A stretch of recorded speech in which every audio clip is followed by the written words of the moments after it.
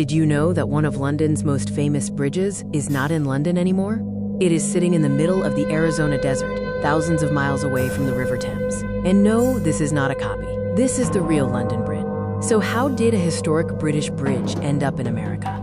To understand the story, we need to go back to the 1800s. The London Bridge we are talking about was opened in 1831. It crossed the River Thames and became one of the busiest crossings in the city.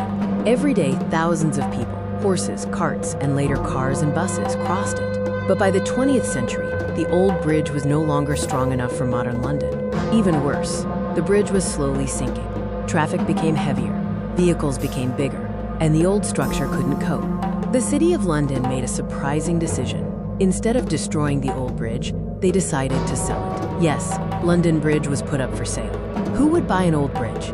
That is where an American businessman named Robert P. McCulloch enters the story.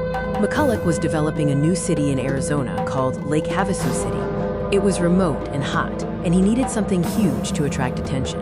When he heard London Bridge was for sale, he saw an opportunity.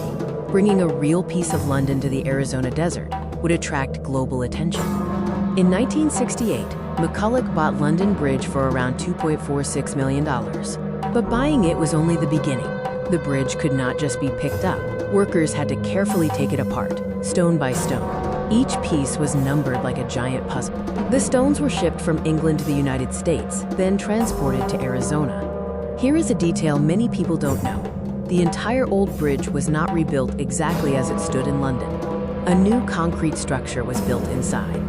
The original stone blocks from London Bridge were placed around the new structure, acting like a historic outer skin.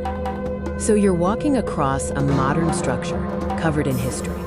There was another strange twist. When the bridge was rebuilt in Arizona, it was first built on dry land. There was no river underneath it. After the bridge was completed, a channel was dug beneath it, creating water under the bridge to connect the mainland to an island area. America didn't just move the bridge, it built the water around it. The rebuilt London Bridge officially opened in Lake Havasu City in 1971. McCulloch's crazy idea worked. The bridge became a tourist attraction, and Lake Havasu City became famous because of this monumental piece of transplanted history.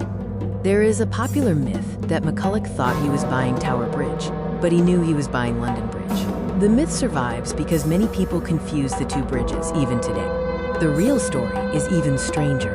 An American businessman bought an old British bridge, shipped its stones across the Atlantic, rebuilt it in the desert, and dug a canal underneath it. London Bridge didn't fall down. It moved to America.